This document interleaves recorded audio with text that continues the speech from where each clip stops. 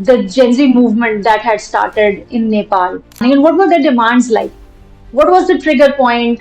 The insane amount of corruption that was going on in the government, people's expectations being completely ignored, people having to leave the country to make a decent living, no jobs, no proper education. So we had this Nepo baby trend where we were exposing politicians' children's lifestyles. See, this team was building up, and when the social media was banned, it was like it was a choke point. How long did it continue? 2 days, just 2 days. A couple of years before the protest, Balin Shah campaigned to be the mayor of the capital. And that was when the whole Balin fever took over the country. He was seen as an outsider. He was seen as someone who's outside the political establishment. Then this guy comes in, completely independent, is very anti-establishment, writes Facebook posts about how he dislikes the government and how he dislikes the system, and etc., etc. So people kind of started seeing bits of themselves in Balin. He had never worked for any political parties before that. Never No. associated with it. Never worked with any. The main headline has been how the government is working quickly. The action bit is interesting for people. However, is quick action always democratic? Is also That is another also question. Cockroach Janata Party. But what was your initial observation? It's kind of the same concerns that I had about the Gen Z uprising in Nepal, which is, yes, we know what we don't want, but do we know what we want? Recently, the one demand that I've been seeing from the CJP is the resignation of the education minister. Is there someone who's thinking about what next? What do we actually want? Because knowing what you don't want and knowing what you want is like very, very different things. Let's even just go like 25, 30 years back. If you were educated, if you had a degree, you had a job. You were guaranteed to have a job. And if you had a job, you could buy a house, you could raise like 5 kids without a problem. But look at the situation now. You told us to get educated, you told us to get degrees, we got it. Now what? This Gen Z protest is being funded. It's the go-to line for all major governments in the world. Whenever things don't go your way, just call it foreign propaganda, foreign funding, whatever. Like in our country also it happens, and whenever some protest happens and something goes wrong, they would very conveniently and very happily attribute it, oh, there are foreign powers out there. It is very convenient to blame a certain external power, certain unknown power, when you can't really accept the fact that something can happen so organically within your own country.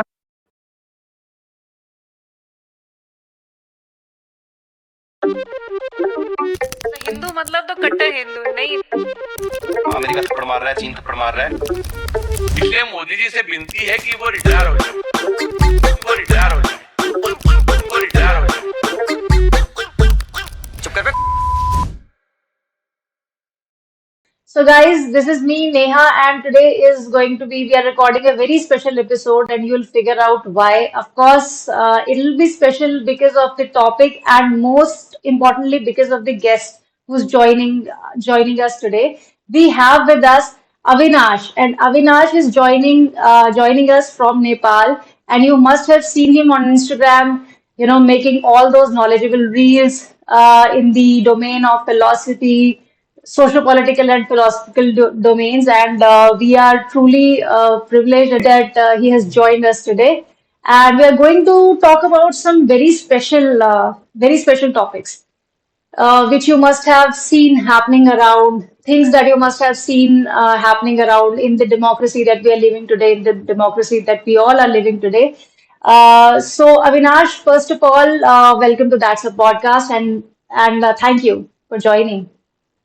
And thank you so much for the brilliant introduction. I'm not sure if I'm truly worthy of all that, but yeah, I try to make videos and just making sure that people are thinking critically around us. So thank you so much for having me. So, first of all, Avinash, tell me that these days in India, you must have seen the rise of CJP, and we'll come to that later on. But before that, we want to understand, because see, when I contacted you, I think a month, it's been around close to a month that I contacted you the first time. So that time also, I was very curious to know about the rise of the Gen Z movement. the Gen Z movement that had started in Nepal. So, just give our audience a bit of insight. Being in Nepal, what did you notice? What were all the factors that led the youth to come on roads and demand whatever they were demanding? And what were their demands like? What was the trigger point? What were all those issues that brought them on streets? Um, so first of all, let's just get the elephant out of the room, which is the insane amount of corruption that was going on in the government. And it's not like it wasn't something that people were not noticing. We've been noticing it for over, I mean, probably decades. And we've always wanted to do something about it. Like everyone wants to do something about it, but we don't know where to start. So people began talking. People began making videos on the internet about the very blatant corruption that was going on in the country. However, the critical turning point for me was when the government decided to ban social media. So now, after this point, the condition was that you were not even going to be able to talk about it in social media. And you know, there is this thing with the generation that we live in. We have so much information, and we have so much on the internet, on Instagram, TikTok, YouTube. We just have so much to engage with. And because of that, we cannot stay on one single issue for a very long time. You're watching a reel, you feel really bad about something, and then one scroll later, you are watching something completely different.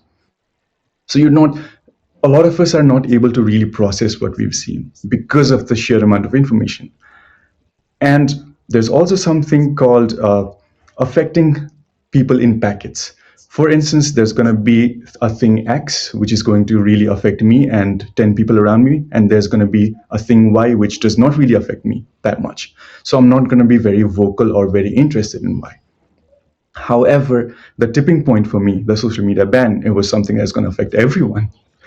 So people had to come together, and then everything. So it was not just the social media ban, it was the years and years of people's expectations being completely ignored, people having to leave the country to make a decent living, no jobs, no proper education, lots of corruption, politicians and their families living this, I don't know, like very lavish lifestyles.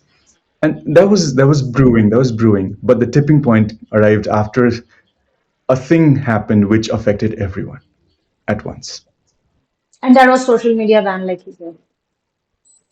So, how well organized this event was? Do you see that it happened in this spur of the moment, and was it like this swarm? It was people came in the fashion of a swarm, or was it an organized leadership, or somebody took the charge? Like, how did it all happen? How did it all manifested on the ground? Largely, it was a people's movement. So there was not lot of organization at the beginning. However, we could see a lot of different packets form under certain people's leaderships, and that was to make sure that the protests don't go out of hand, and also that the demands, because the thing that was bringing people together was we need new leadership because this leadership is super corrupt. So that was the thing bringing people together. But after that, what? Where are we moving? Where are we going with this? So, in order to facilitate that, we saw a lot of groups forming, and more or less everyone had the same agenda. However, things differed a little in terms of the demands that these different groups had. But largely, it was all driven by we just need to get rid of these politicians because they have disappointed us over and over and over again. So people's movement, however, for the organization bit, there were certain packets forming for sure. Okay, so like how long did it continue? Like how long did it continue? Like in terms of days and uh, I just wanted to understand because I'll come to the question that I want to ask because there are some things going on in my head. So before that, I want a clarification on how long did it continue? So the everything on social media, it was going on for a while. So we had this Nepo baby trend where we were exposing politicians' children's lifestyles and just asking questions about how a certain politician on a certain salary could afford such a lifestyle. So that was going on for a while, and more or less because of that, the government decided to really control social media and what goes around in social media. So and they came up with a bill which required these social media companies to register in the country, pay taxes, as well as give government certain control of the algorithm. So this was going on for a while, and then social media ban, and then the protests. It was not like the protests were planned after the social media ban. The protest was planned earlier as well, but the social media ban There were protests happening earlier, or only the talks were it going was on? planned. Talks were going on, yes. The talks were going Talks on. were going on. So there would have been protest with or without the social media ban. However, in my understanding, the social media ban made sure that a lot more people turned up than otherwise. Right. It could be like, the steam was there was the steam was building up, and when the social media was banned, it was like it was a choke point. Now people had to come on streets. So Yeah, before that, because where else would you express your discomfort if not for social media, right? right. And how much time was spent on the ground? So it lasted for 2 days. Two Um, weeks, 2 days, just 2 days. 2 days, So just 2 days.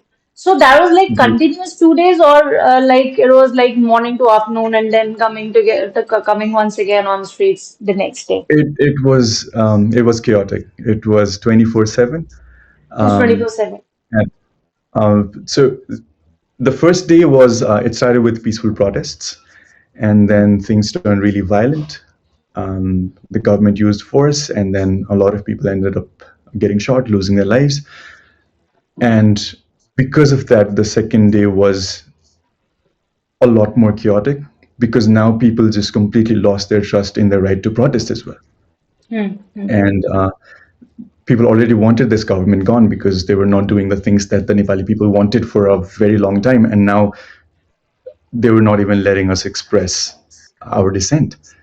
So that was the second day was super, super chaotic. We were in a state of anarchy for the second half of the day and night. We were not sure what was going to happen because the prime minister, he ended up resigning, and we just didn't have leadership. So we were like, what's going to happen now? Right, right. So when it all turned a bit of, earlier, like you said, it was going on peacefully, and then some force was applied. So do you attribute it to some foreign powers also, like most people like to attribute it? Political powers also like to attribute it. The opposition especially. They say, like in our country also it happens, and whenever some protest happens and something goes wrong, they would very conveniently and very happily attribute it. Oh, there are foreign powers out there. So, do you feel when you've seen that? Do you feel that, or you see it as a plain simple outcome of the force that has been applied by the ruling establishment? So it's the answer is in the word you used, conveniently. It is Right. very convenient to blame a certain external power, certain unknown power, when you can't really accept the fact that something can happen so organically within your own country. And because of your own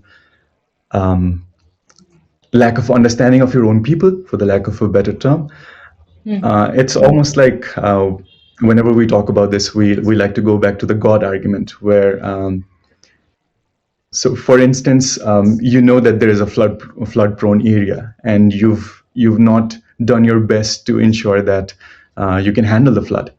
And then when things go wrong, you're like, that's just what God wanted. It's very easy to bring in this external power and put the blame on the external power when to hide your own incapabilities. Right, right, right. So, do you at any moment, or did you at any moment see that there was, arrangement of, this might sound as a casual, an insignificant question, but for me it is significant because I am trying to understand all the nuances and compare it with what is going on right now. So like you said that it was going on 24/7 for 2 days, right? So was there any sort of organization in the sense to make it convenient for people who were protesting, for example, make sure that there was enough water, or there were some booths wherein some tents and some rugs and some carpets so that they can sit conveniently and they can have water when they want. They can those kind of simple conveniences. Was somebody taking care of that at that time? And there were lots of, like I said, there were lots of packets who were doing whatever they could. Hmm. Hmm. However, largely the protest, it was just like if I was there, I knew there was going to be a protest. Everyone's coming around, so I just went on my own to protest what I was feeling. So it was not Hmm. like because somebody has organized and somebody has called us, we should go there. It was just like I'm going to go and I'm going to fight for my right. Hmm. And within that, a lot of pockets were forming, and they were doing whatever they could. Like you said, waters and rugs and everything. So it was not like organized for the whole protest, but there were groups Hmm. in pockets which were doing So what I whatever. understand is like, for example, some natural calamity or something like that happens, some large scale unforeseen event happens. At that time, if somebody lends some support, it was that kind of a thing happening. Like people gathered out there, and then after that, there were some other sympathetic people, empathetic people who probably felt like there would be so many people out there who would want water also. They are doing so much for the country, so we may lend a hand and we may make it a bit more human for them. So it was something like that. So do you feel that whatever grievances were raised by the Gen Z back then, have they all been addressed by the protest, and the current leadership has been able to successfully address all those things, all those For that problems? question, I would say we're yet to see Right. where the current government takes us. So largely, well, like I said, there were many demands, but the fundamental demand was that we've been seeing the same people occupy power for years and years and years, and now we don't want to see these people. Hmm. Hmm. So that was kind of like one of the fundamental needs of the people. We don't trust these guys now. Get them out of here, and that Right. happened. That ended up happening. So now, what happens from here, we're yet to see.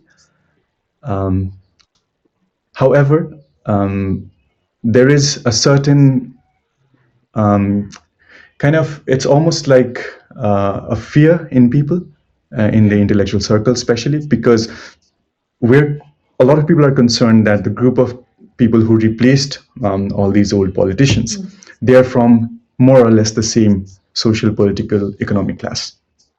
Okay. So are they going to do something differently? Are they going to be mindful about the problems of all classes and castes and everything? So are they going to be more intersectional in how they work, etc., etc.? So, but yeah, we're yet to see that.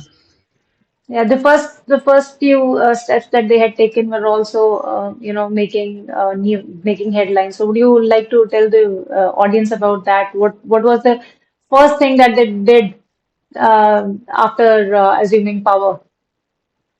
They did quite a few things. The most headline grabbing thing they did was ordering the arrest of the old politicians and Hmm. investigating them based on their contributions during the protests. However, the main headline has been how the government is working quickly. So Hmm. it's not taking ages and ages and ages to come to a decision, but just acting. So action has been the mantra of this new government, which has really excited people because people have lived in uh, years and years of inaction, waiting and waiting for things to happen. So there'll be a new bill, there'll be something progressive, but to implement it, it would take, I don't know, decades. So Right. the action bit is interesting for people. However, uh, is quick action always democratic? Hmm. Is also That is another also a point. question that has been bothering a lot of us. in the country. Right, right, right. Because here in India, they were, kind of, they were kind of comparing, Balin Shah's cabinet and his actions, his prompt actions, like you mentioned, with that of, Nayak movies, Anil Kapoor. I don't know whether you have seen the Hindi movie Nayak, but there was a lot of comparison going on. Okay, so he's also swift. Look at the way he's acting and everything. So yeah, only time can tell, how it all shapes up in the future. So now you tell me, Avinash, you must have heard about the Cockroach Janata Party that just that was a phenomenal rise in social media. Anybody could witness in the late in the anybody could witness lately. So what are your observations about that? And I'll come to more questions regarding it. But what was your initial observation? And if you have followed them, it's been more than a month now.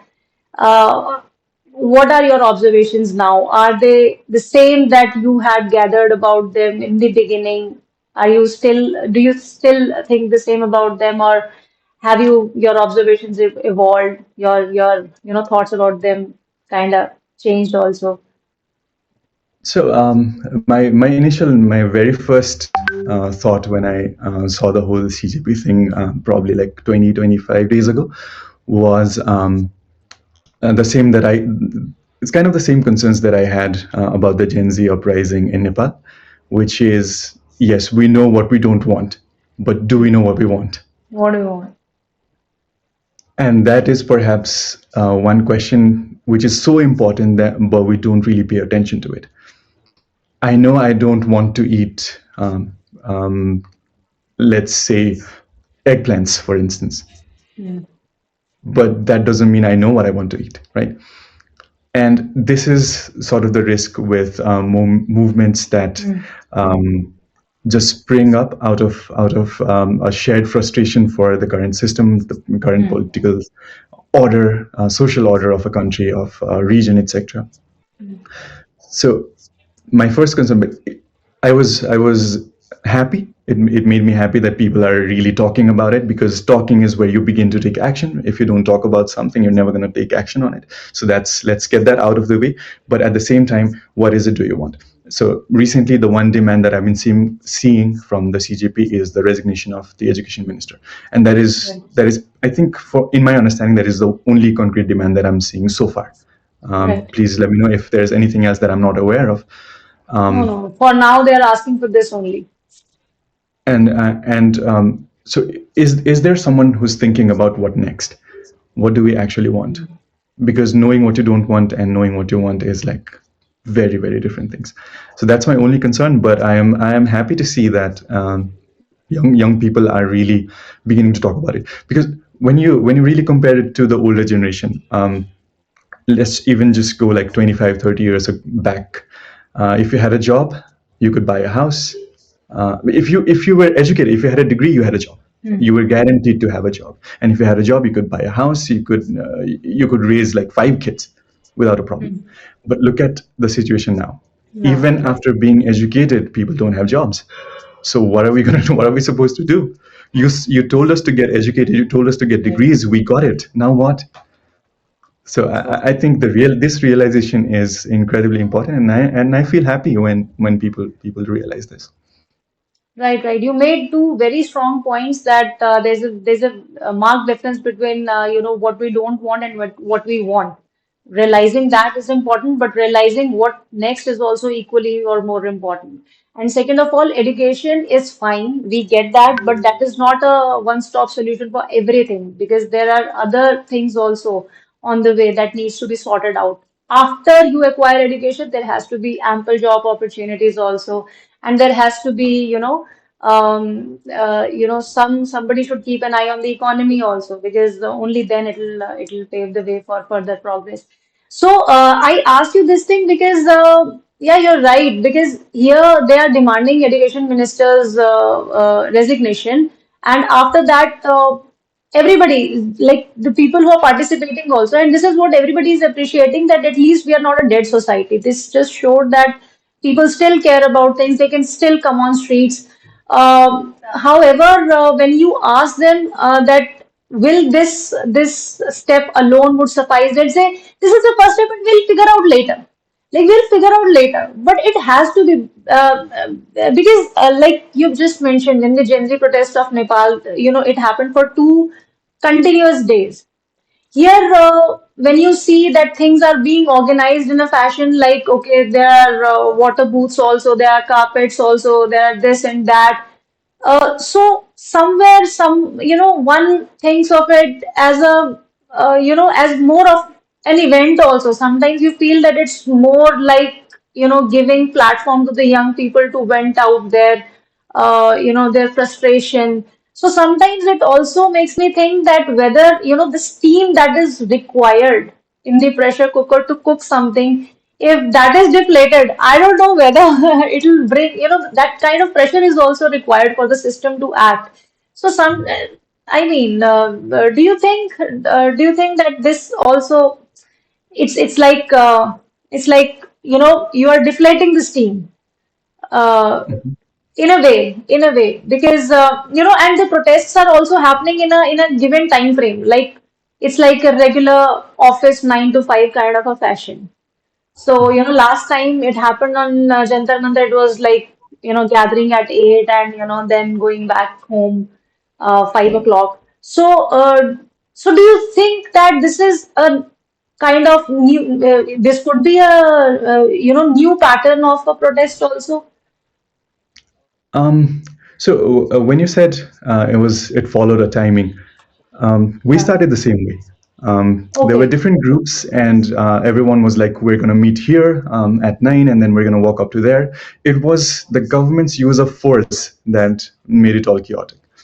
Had there been no force, had things not escalated, maybe we would have been doing Okay. very similar things for a while. So that one bit is here.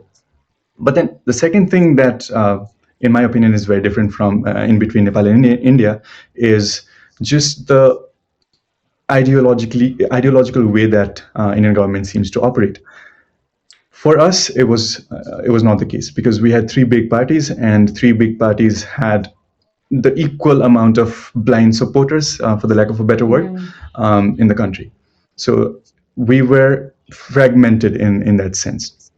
Wherever, when I look at India, on the other hand, it seems to be a very Hindutva-driven rhetoric that is sort of binding people together. So there's a lot less fragmentation. But I might be wrong. I don't know a lot about India, and all I see is what I see on the internet. And what I see on the internet is that the ideological grasp of the government over the population who support the government is much more bigger than it was ever in Nepal. So in that terms, I think we were probably a bit lucky. Right, right. So you said so what about the opposition in Nepal at that time? Like when the Gen Z rose and they came on streets. Before that, was there any sort of protest or any sort of such an expression being carried out by the opposition also for the ruling establishment in Nepal? So in Nepal, throughout history, through recent history at least, democratic coalitions have been a big thing. So whenever, even if there is an opposition, and if there's something that people agree on, they'll make alliances and work their way through the parliamentary steps that's required to bring out a law, bring out a policy, etc., etc. So that has been the case. So we never sort of, when you think about it, we never had a opposition strong enough to challenge the establishment. And whenever the opposition became strong enough, they would just form alliances to to work Mm. around that issue. So well, when I look back at it, I probably don't see, there were dissenting voices in the parliament, yes, but it was never strong enough. And they never held any protest or any demonstration, nothing. They did. There Or they were did a lot of protests did happen, but it was by very the fragmented opposition. by the opposition. It was very fragmented, and because, like I said, there were no party has this ideological grasp over the population because people are fragmented between different Hmm. parties. So if one opposition stages a protest, there's going to be people who support that opposition, and there's going to be a lot more people who don't want to be a part of that protest. So it just sort of dies out.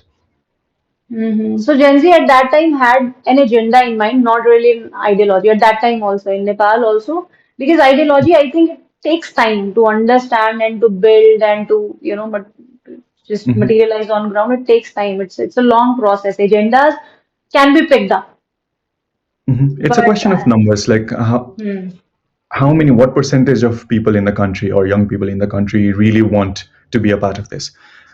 For party specific demands, there were, and the thing is, for the Gen Z protests here, people had lost hope in political parties. hmm, Like, no one had any hope in the established parties that they were going to do anything. There were a few parties that were just coming along, who were trying to do things differently, but they were not big enough to make an impact. right. So, how much do you see the impact of creativity in this? Because CJP, as you see, it is more of a more, it was more, it emerged like more of an creative expression only. Cockroach Janta Party. Abhijit Deepke just went on and made a website, and people were drawn towards it. And then he gathered some support on X, and then eventually on Instagram and everything. So you see all these memes. How do you see this meme culture also?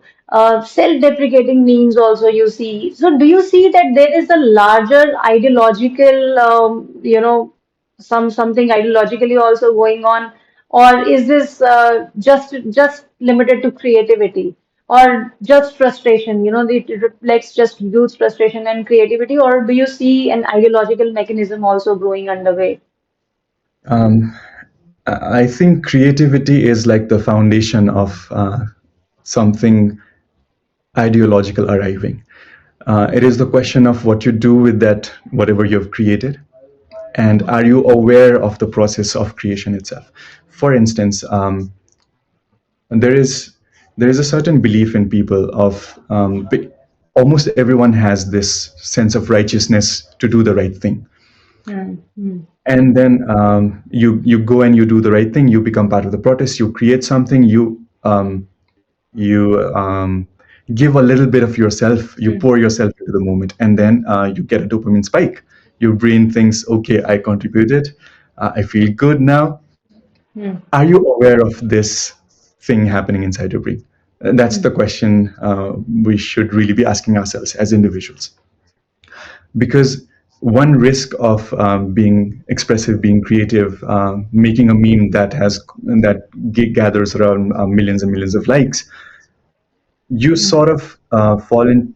There's a possibility that you fall into this trap of dopamine gratification, where you feel like you've done something substantial, and you feel good, and then you feel like your job is done. So you're not motivated. Hmm. You're Exactly. not as motivated as you before you were creating Hmm. whatever it is that you've created. So it's the awareness that that seems to be very important, and a lot of social media movements don't tend to pick up because of this very reason, because you make a video, you talk about whatever you want to talk about the whole anything that's going on, you get 1,000 likes, you're happy, people are listening to you, Exactly. I contributed, yay, I got my dose of dopamine, and then in order to get that motivation back, it's going to take time.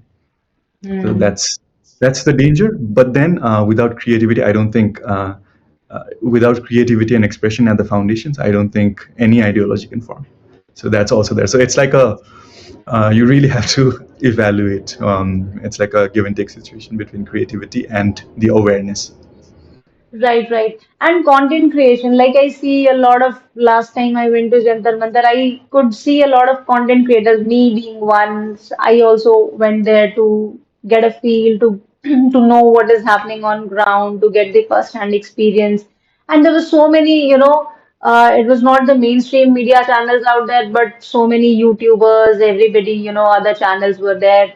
So, how do you look at it? There are a lot of content creation is also going on. People out there see protest itself means gaining visibility, right? You need visibility out there. That is why you are going there. You want the system to listen to you. Now, do you see? difference between the two. You want the system to listen to you. One, that can be through so many mediums. There can be so many ways of doing it, and then you go on the ground and you, like you said, you're filming, and there are some optics also. You carry banners and everything, which is very typical of any protest that happens. But now with the surge of social media, with the surge of this online expression, like you said, there is a danger attached to it also that the steam might just get lost, and then it takes time to build up that thing that feel once again. So I could see a lot of people coming out there for the content only. There were so many other issues also that they wanted to talk about. So under this resignation of education minister, there were, it became a larger umbrella and people were talking about other things, which is, there's nothing wrong in it. But the content creation part, how much do you see is adding up to it or taking away from it, from a protest? So relating to my earlier answer about this, is there awareness underneath all that content creation? Because yes, content creation gives a lot of visibility. However, a content creator also has to be aware about echo chambers that exist within social media. Is the content being received by people who are not aware of it? Is the content being received by people who are already talking about it and even themselves making content about it? So it's especially when dealing with digital systems, it's incredibly difficult. And if you go by the ideas of revolutions of thinkers in the past, they didn't have social media. So their idea of revolution was very narrow, that it had to be done in a certain way. But after social media, what do? Nobody knows. Right, So right. Because now what is happening is consolidation of one set of idea.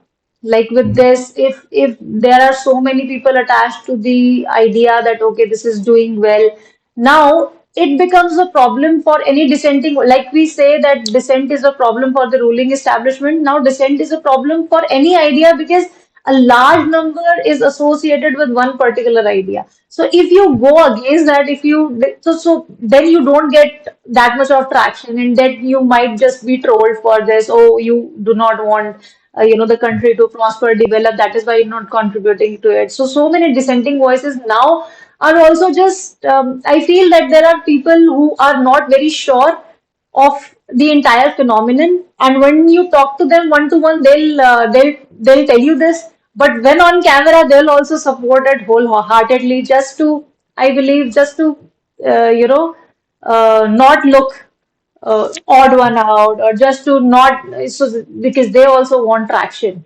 So this thing is also going on, and I don't know, at that, at the time of Gen Z protest in your country, was the content creation going on there on the ground at that time also? yeah, there was, like, everyone had their phones out, and they were making videos, so much so that even for investigation purposes after the revolution, a lot of people were contacted because they possessed videos that could possibly give evidence. So everyone was a content creator when the protests were happening. And if I was to give my very honest opinion about this, had it been limited to social media and had it been limited to content creation and consumption, which is also very important, I don't think it would have gotten as big as it did. So unless certain unfortunate things happen on the ground,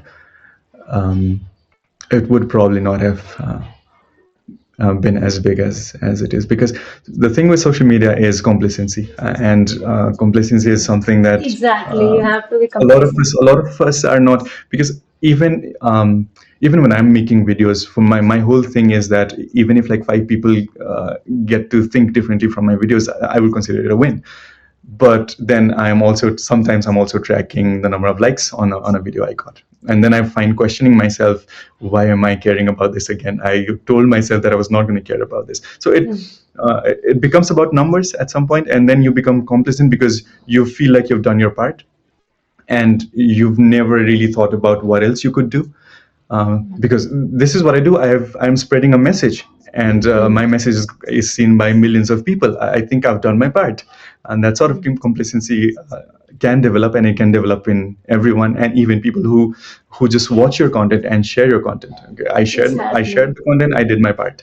So a revolution or a drastic change or the dissenting voices that you talked about in the face of a very strong, powerful establishment, it requires much more than just talking about it, which is unfortunate.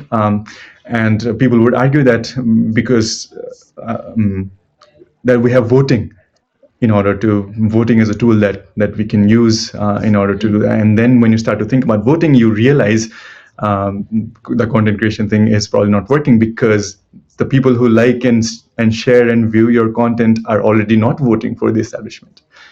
So what do we do about the people who are?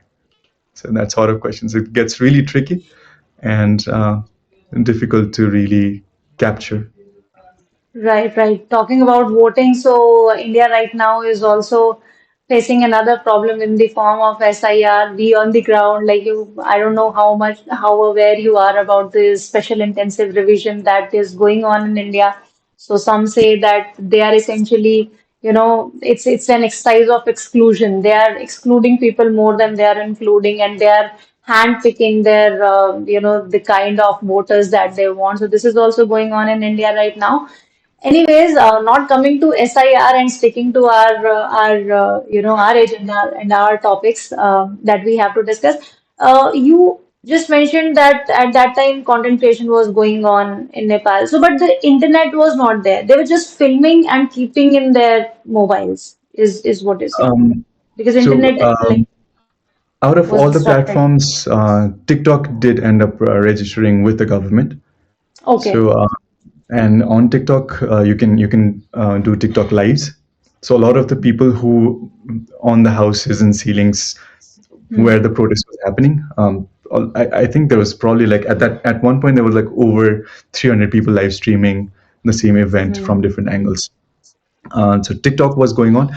However, because TikTok had agreed to whatever the government was asking, uh, the government could control a lot of what was going on TikTok. And because since TikTok is not working on India, I'm not sure if you're aware about TikTok algorithm, but there's very heavy moderation on TikTok worldwide, not just in Nepal. So yes, people were posting on TikTok mostly, and then whatever they did not post, they were keeping in their phones. Right, right. So, what do you feel about democracy, Avinash? Like, do you see that democracy, the modern democracy, it is like when we used to study in schools, they essentially used to tell us that democracy is the best form of government because it is by the people, of the people, for the people. So, so how do you see it now? Do you feel because Nepal has not been democracy all through? Has not been a democracy all through, right? There was, yeah, Monarchy. so there was monarchy also. So, since you are there, so you can let us know about like your thoughts about democracy. Is it the best form of government in modern times, these Um, contemporary times? I would have to say yes and no. Yes, because it is important that everyone's voices and opinions are heard. No, because there is largely two kinds of democracies. If you were to like remove the nuances and just talk about democracy from a distance, so majoritarian governments and Hmm. consensus-driven governments. A lot of what we practice is largely majoritarian, where the 51% can do whatever they want to the 49%, which turns out to be incredibly dangerous. And then, second, because of social media and the world of algorithms, Hmm. um, are voters rightly informed? Is perhaps one of the biggest questions that we have to ask in the face of democracy. For me, I am a very ancient Greek sort of person when it comes to democracy, which is that it favors what sells instead of what's necessary. However, because we have a tendency to define democracy in a certain way, especially the system that the colonizers left us with, Hmm. are we ever asking ourselves, is this the right form of democracy? Can democracy have other forms? Because at the end, it is about the people. And is the system that we're working within right now, is it the best way to make sure everyone's voices are heard? Have we recalibrated how our democratic institutions work based on the digital revolution and algorithms and AI and stuff like that? So instead of yes or no democracy, I would rather be thinking about how can democracy evolve to fit into the model of the world that we live in right now, because the model of democracy that we're following, it has existed since before we had internet. And because it has not evolved after our lives have evolved so much, is it not a time to really ask whether this form of democracy needs a certain evolution in the terms of how it works and how the institutions function within the democracy? So that would be my 2 cents. So I'm not a very black and white person in terms of yes democracy and no democracy, but then the form of democracy we have, are we really evaluating it, and are we open to um, making tweaks to it and to make sure that it captures the problems of the modern world? Yeah, because democracy also needs to be evolved with the advent of technology and social media and all of that. And like you said, majoritarianism is a big, big threat to democracy. So we have a justice here. He used to be he used to be a Supreme Court judge, Justice Karju. He is very vocal about it. He is very extreme about it. Is like, no, no, no, no, democracy will not work in this kind of system when with the population who's not educated, and their intellectual faculties are like that of a 5-year-old. They don't know who to vote. You can buy their votes. So we need an autocracy. So, well, that's on a different tangent, but there are people who believe that okay, democracy also, because when it comes, democracy itself, when the word comes, so we feel that everything is hunky dory, everything is fine because there is democracy. But that can also be dysfunctional, and there are so many ways that you can make a democracy handicap. So that also people need to understand in today's date and age. Um, Tell me one thing, Avinash, in terms of when we are comparing the CJP protest and the Gen Z protest that had happened in Nepal. So if there were some voices that would say that okay, this Gen Z protest is being funded, or probably the people who were leading the protest, or who were the front facing voices, the front facing the voices, they affiliated with one of the opposition parties.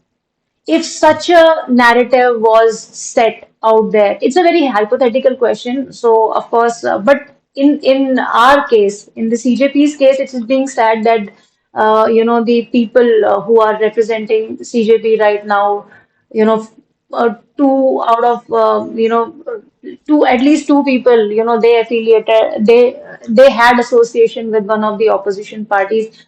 So, how much that factor would contribute, and in what way do you feel that it's such an insignificant thing, even if somebody used to work for one of the opposition parties, does not really matter? Because see, everybody has one or the other political ideologies, and it's not a crime, right? You can have one ideology and later on you can change to another, because human mind also keeps on evolving. We also keeps on analyzing a lot of things, and we reach at a conclusion later in life only. And these are all young people only. So, but how do you see this narrative also, and this affiliation also?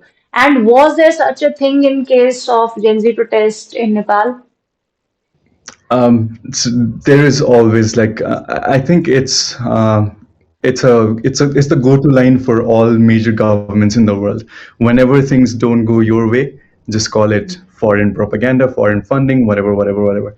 And there is this. So this is not a very serious thing, but then there is this idea that we sometimes talk about that. All right, let's say we were funded by foreign parties, we were funded by aliens from Mars. If 1 million people out, if 10 million people out of your 20 million are willing to be funded by aliens from Mars, then you should listen to their voices, because that's what democracy is about. if Right. half your population wants to be funded, then so be it. You can't really say, because uh, people are willing to do something, even hypothetically, if there was funding. People are willing to accept it. So you listen to people. That's what democracy is about. This is something we just an idea that we used to joke around with. But then, yeah, no matter what funding, if there is a group of people, if there is thousands and thousands of people on the ground and millions of people on the internet who are talking about certain issues and repeating certain issues, we don't want corruption, we don't want you anymore, we want new leadership, we want better lives for ourselves. Even if it is funded, even if it is not funded, you have to listen to the masses, because they are the people who live in your country, and you are the government who are supposed to be the custodians of the people. You're supposed to be listening to the people instead of dismissing them as foreign funded agents. And maybe there are 500 people, maybe there are 1,000 people who are funded, but what about the other million who's talking about the same things? So this is something that people need to realize, and I think the dissenting voices, they already realize that the narrative is for the people who support the political parties, who have this soft corner for the political parties, who see the political leaders as saviors of their nation instead of the custodians of the nation, instead of people who are supposed to be held responsible for the lives of the people.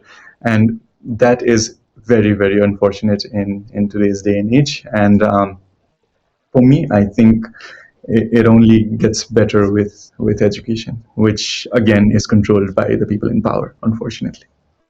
Right. So while this protest was going on in Nepal, did Balen Shah's name surface at that time, or it surfaced later on? Like, like how? What was the role of Balen Shah? Well, like, did he participate in these protests? Was he always vouched, as a leader of the? What role did he play, and at what juncture did his name surface to be the prime minister? So before the protest, a couple of years before the protest, Balen Shah campaigned for to be the mayor of the capital, and that was when the whole Balen fever took over the country, and that was where the Nayak comparisons come from. And it was since then. It was during his campaigning and then following actions as the mayor. He really established himself as someone who believes in action and not a lot of talking. And then we also had this series of bulldozer justice, like you have in Oh, India as well. okay. So it was there in the background, and a lot of people, especially young people, really loved Balin for that, for how he operated and how he did things. And because these young people, they've people who are like 20, 25, they've never seen the government working efficiently in the country. They don't know what effective governance is like. So Balan has had a fan following since before the protest, during the protests, and then people started talking about, we need someone like Balan. Why not Balan himself? So the whole narrative was Balan Ao Des Bachao narrative began after the protests, and that was it. So Okay. this has been this didn't just spring out; it has been brewing since his days as the mayor, and even before, as the type of campaigning he did to Right. So become the mayor.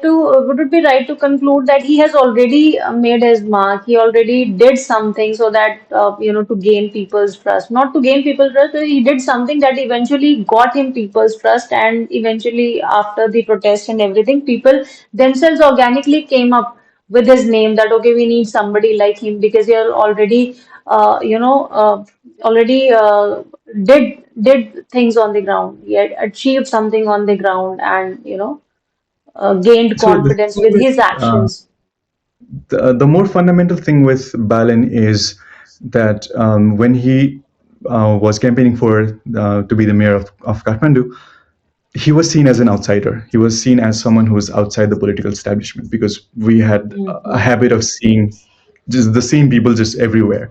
And even if there is a new face, they would be associated to a certain political party. Then this guy comes in, completely independent, is very anti-establishment, writes Facebook posts about how he dislikes the government and how he dislikes the system, and etc., etc. Right. So people kind of started seeing bits of themselves in Balin, because there is this political ruling class, and then there are you, who is very separate from the political ruling class, and then you just randomly see someone who promises that they're going to make big changes to the country, and who is not from the political class, who is a part of you. And then I think that's one of the main reasons why Balin has the support he has, because it is the outsider breaking into the system and then fixing the And he system. had So never worked for any political party before that, never no. associated with it, never worked with any. Okay, okay, that's nice. So, you tell me, Avinash, like we have an anthem here, okay? We have a protest anthem here, Hum Kya Chahte Hain Azadi, and we have a remix version of it. And every time it plays, everybody, they get goosebumps and they get that adrenaline from that anthem. So, talking of Azadi and talking of freedom, so you feel that you study philosophy, and also I want you to answer in that in that domain. Does freedom always bring happiness? Um, Hmm. Not really. Let's get that out of the way. Because the thing with freedom is, if you are someone who can't take responsibility, then freedom is going to be absolutely suffocating for you.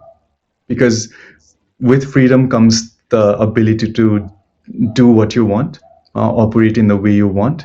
And then if you start operating and doing what you want, there'll be consequences. So, is your sense of responsibility strong enough to be able to deal with the consequences? And that is what matters. So, asking for freedom is one thing. Um, and then being ready to deal with the consequences of your action through your exercisation of that freedom is something to really think about. When I think about myself, I don't want complete freedom, because I don't think I can deal with, because then you'll have to take decisions, and that decision is not just going to affect you, but people around you. It's going to make people you love very, very sad because of certain actions you did. So what does matter for you? Is your individual liberty so important to you that you would risk hurting people you love? And then will you be able to deal with it? And that's the question we really have to ask. But then when you talk about freedom more structurally, in terms of the ideas of countries and politics and society in general, then I think the conversation becomes a little different. So Right, yeah, right. not really. Sometimes yes, sometimes no. It's a bit confusing. It's a bit confusing because just like you mentioned now, so I want to share something. This is my idea of God. This is why I always hang on to this idea of God, because even if my the analytical side, the scientific side would dismiss that, okay, there cannot be an entity called God, but I would still want to hang on to that entity, because I do not want to assume the entire responsibility of my actions to myself. And like I feel so burdened. I like no, like there is no margin of miracle happening. There is no margin of anything else, any external help. The universe not helping me out. The entire responsibility, everything is on to me, and then it becomes so burdensome. I'm like, no, I better go with the idea of God. Okay, there is somebody who is going to help me out, who is going to show me the way, and who's going to take me out of problems. So yeah, this is so true. When this entire thing comes to you, it becomes very difficult to handle for a human being. Yeah, so even in the things that I academically study, Kierkegaardian existentialism, you have this idea that even if all your logical faculties argue that there is no God, so what's the alternative? And when you look at the alternative, it just feels so It's just you. existentially terrible that you have to take a leap of faith, and then over like, okay, I'm gonna choose to believe, because the alternative is very, very scary. It's very scary. It is actually very scary then. So, how do you look at spirituality, Avinash? Like, do you see it as a meaningful philosophical pursuit, or a psychological coping mechanism, or just a glorified form of superstition? Like, how do you see spirituality? I think it's all of it. Hmm.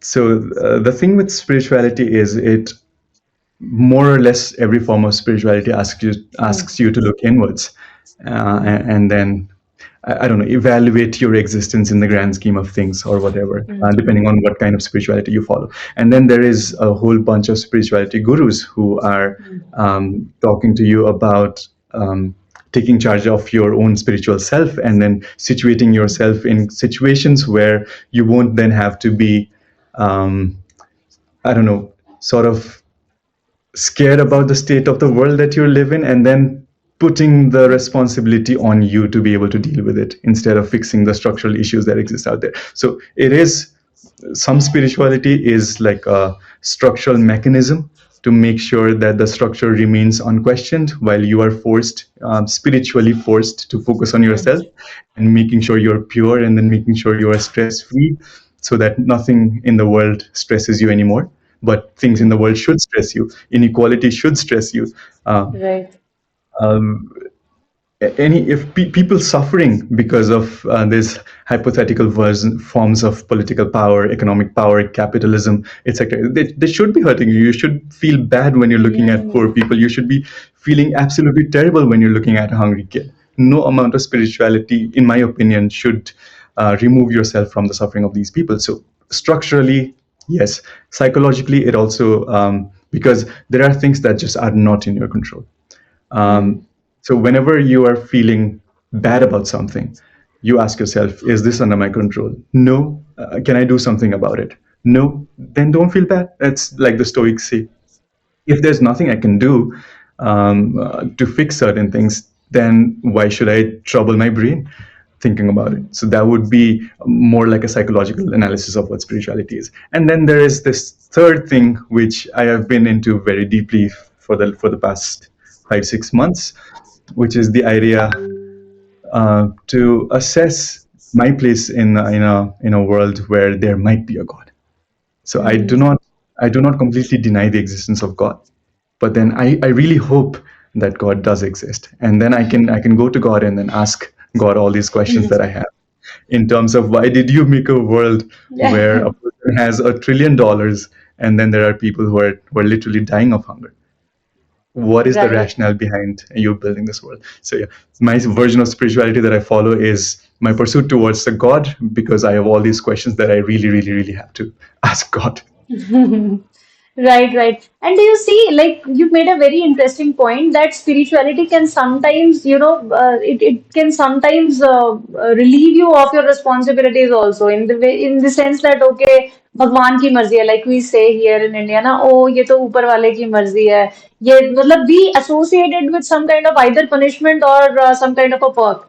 Okay, somebody is blessed because he might have done something in his past life. Must somebody is suffering because he might have done something wrong in his past life. So it's a well deserved outcome of their actions of past life. This is matlab religion also tells us this thing.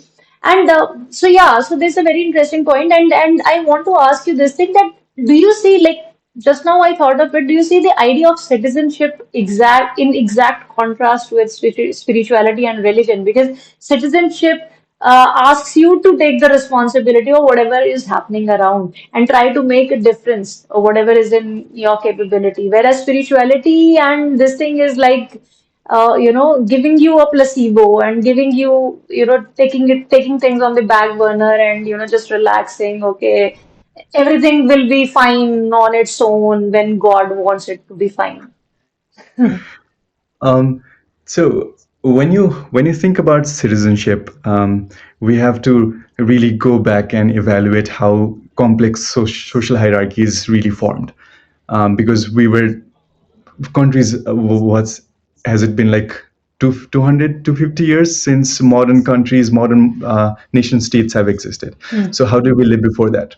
Probably lived under kings. Probably lived under chiefs. What about before that? So when you keep going back in time, and then you suddenly realize the idea of nation state is very, very new, and it's sort of like, when you really start to think about it, there were all these kings who fought and did whatever, and then ended up owning a piece of the earth, and then calling it theirs, and then people who lived under in that piece of land had to pay taxes to the king and had to respect the king as their father or whatever. People are agreeing to live within borders because some powerful person told them that this was their land. Mm. And now the feeling it has evolved into modern nation states and whatnot. So as an existentialist myself, what's the point of giving into all these ideas of nation state and really authorizing yourself and from people of other countries? And you might argue that since the world is so divided right now, if the idea of nation state disappears, someone might just attack us and then take all our land and we have to live under their rule, etc., which is very possible. It might happen because we have made such a world. But then the idea of citizenship itself, when you said it's different from religion and spirituality, in certain sense it is, but in one sense the idea of citizenship is taking responsibility, not in face of God but in the face of nation state. Mm.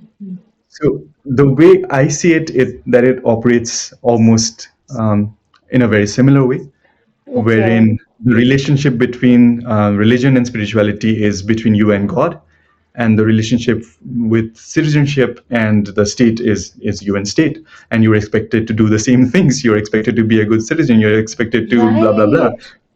and not really ask questions. And same thing with spirituality and religion. You're never supposed to ask questions to God. Because everything that's happening to you is probably your own fault in the past life. Everything that happens to you in the modern nation state is probably because you were a corrupt person. You didn't work hard enough. You didn't get yourself to school. You didn't follow all the rules, and that's why you're suffering. Right, right. That's really amazing. That's really amazing the way you put it. That it's actually the equation between the higher power and you know, practicing a certain idea that this is the idea, this is the final idea. Your loyalty should adhere to that, and that is why probably we see that, you know, not only the armed forces, we are also raised you know, thinking so wholly about our nation that we should not even blink an eye when it comes to sacrificing our lives for the nation. I think this is what you're talking about. And but tell me, like they say, so one of the arguments is that okay, we have to protect the nation state because otherwise it comes to your own safety. The intrude, you know, you know, the enemy might just intrude and just take away everything, and you know, it's threat to your identity. So essentially, because I once, you know, was talking to somebody in the armed forces. So people generally in the armed forces are so institutionalized that based, and they are so raised in hierarchical manner that they are generally they do not delve into philosophical discussions much, and then they are like, you know, so it is about protecting your territory, your own people. Because if we don't do that, so tomorrow there will be, I mean, this entire this liberty that you're talking so freely, that you're doing these podcasts, doing this and that, you won't be able to do that because so then how do you answer that? Because this they say that we are doing it because it's practically true on the ground. You are today safe in your territories because somebody is out there, you know, guarding the borders. So how do we answer that? It reminded me of what you're saying. Reminded me of this movie with Tom Cruise and Jack Nicholson, where Jack Nicholson is the army person who's saying the very same thing that you've been saying. And yes, it is in the modern context, because the nation states have been built in a certain way. India teaches its citizens that it is the greatest country in the world. China teaches the same thing to its citizens. America the same. Nepal the same. So just in terms of the division we've already created, we have created the necessity for army ourselves. But when you really think about it, the idea that someone has to lose their life on the border fighting for a piece of land in this grand universe of which we are this very smaller than a grain of sand, Right. it just sounds ridiculous to even think about it. But then, yeah. You cannot really argue against it very strongly in the modern sense, because everyone has been institutionalized in a certain way to believing that theirs is the greatest country. And unfortunately, the otherization is so extreme these days that it is going to take something in very, very radical in the world to be for us to be able to get over it. Right, right, right. So, Avinash, since you study philosophy and these are such deep concepts, so do you or other people, and sometimes, I myself also feel like that the more deeper I go into the search of truth, the more confused I become. I don't know whether I get answers, or sometimes you get answers, but sometimes it comes to, it adds up to your confusion and your, existential uncertainty. So how do you look at it? Like, does going very deep into this thing gives you some clarity? Like, how does it work with you? Um, so for me, what ended up happening was I started studying philosophy. And then I was raised into a very theistic household. So all my family is very incredibly religious. So I started studying philosophy, and then I started questioning the idea of God. And then I started following Richard Dawkins for quite some time.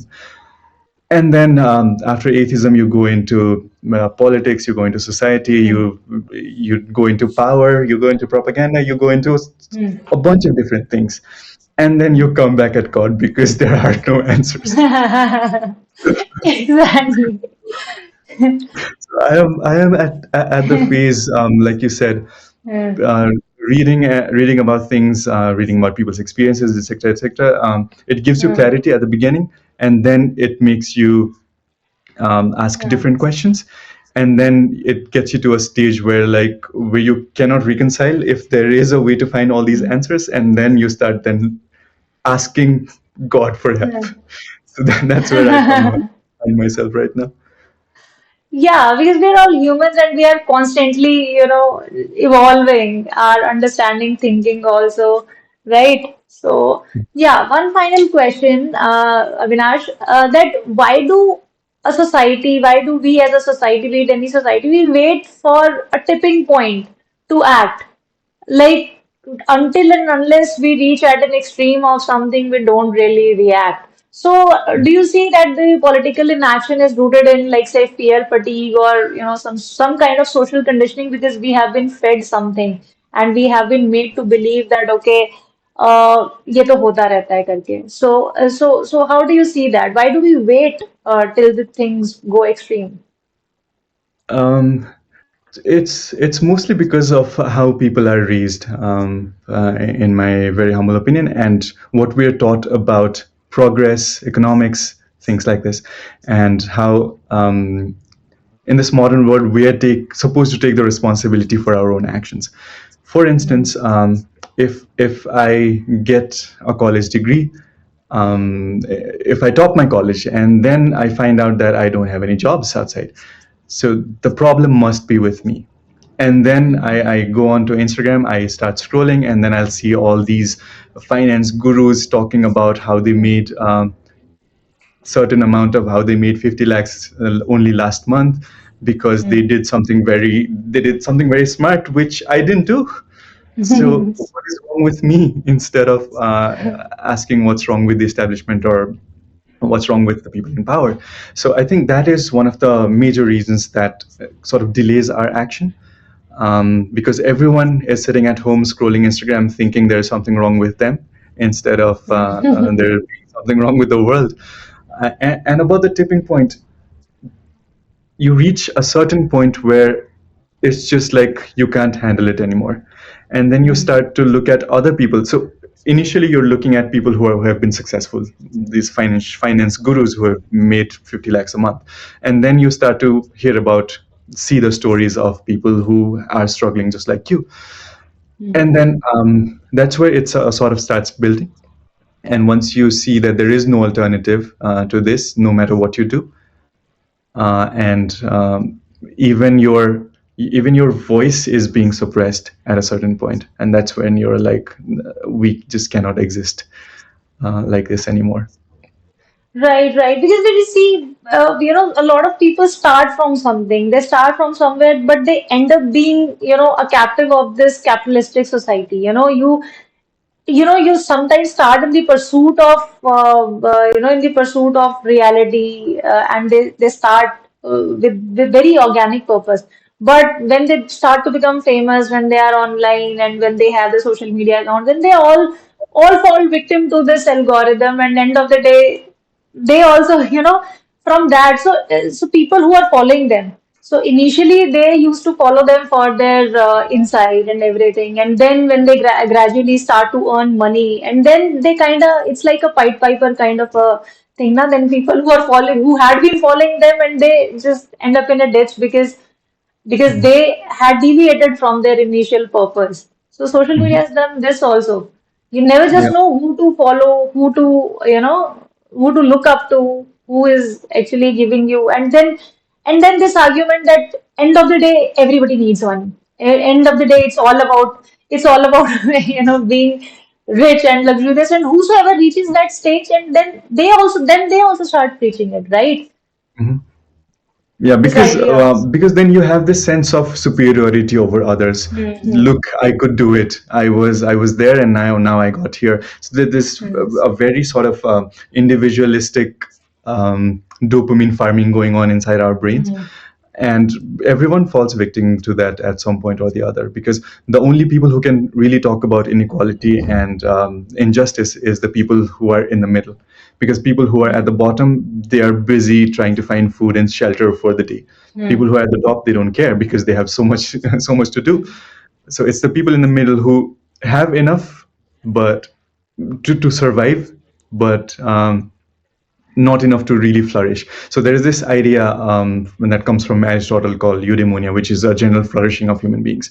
And when you look at modern economics, for instance, they're very concerned about progress. They're very concerned about GDP and factories and exports, imports. But they're never asking, is it helping people flourish? Is it helping people live better lives? Because hmm. having money in your bank account is one thing. Having clean air, having clean water, having a good community, uh, that is what helps human beings really flourish. So it's we live in a very confusing world, to really sum up the entire Right. thing. Because one moment you're feeling a certain emotion, and then the next moment you're feeling something completely different.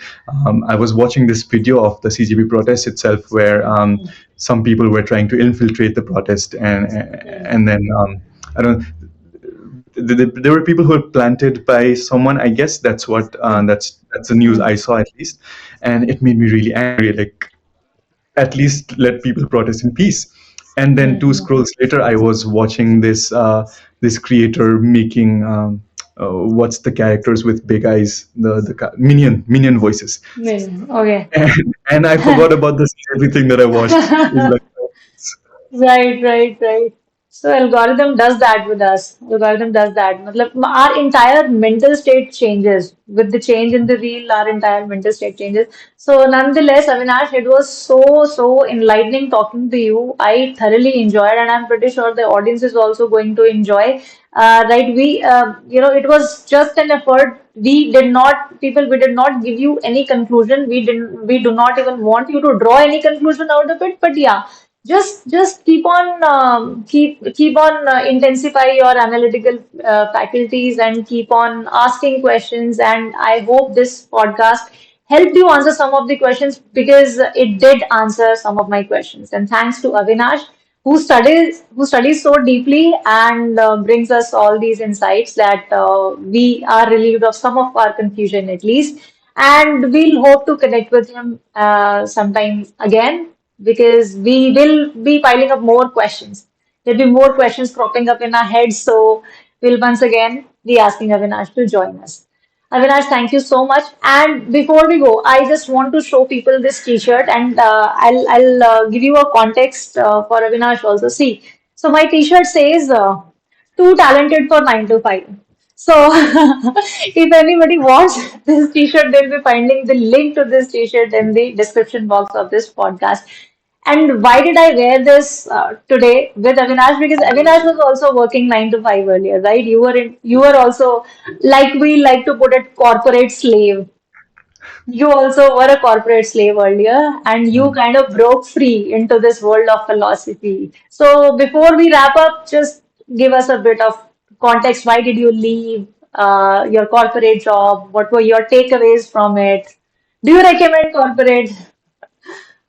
Um, okay, so I'm not going to be one of the people who is going to tell you to do whatever your heart tells you to do, because I am aware of the practical limitations of that statement, right? It's like I don't want to be one of those billionaires who tells you if you work hard enough, you'll also become a billionaire. So yeah, I might have gathered following, but it's going to be really difficult. I just got lucky. I'm not talented. I'm not anything. I just got lucky. That's what I want to say. So if anyone wants to try out, you're welcome to try out. But yeah, the thing with corporate is that it just sucks your soul out, right? Karl Marx talks about this concept of alienation, where you're not sure what you're doing with life. You're just doing stuff. You're getting your salary, but then are you contributing to this world? Is your whatever you're doing making a tangible difference to the lives of people? That was the question I really struggled with. I worked for like 7 years in corporate, and 7 years. I think by the third year I had this question already. Like, am I making people's lives better, or just putting money in the pockets of my higher ups? So that really drove me into this existential crisis, and then I decided to take a break. I felt like I was going to come back to corporate, but then I took a break. I traveled around the country, went on a few treks in Nepal, even visited Banaras once, and Okay. eventually decided, all right, this is it. I am not going to work corporate anymore. I'll see what I can do. If I have to beg my folks for some money for a while, beg my friends for money, I am prepared to do that. But this is what I'm going to do. Great, great. So, see, corporate is not easy, and this social media is also not easy. So, pick your own fight. So, see what brings meaning to your life. So, thank you so much, Avinash, for all your time, and we'll try to release it ASAP. Thank you so much for having me.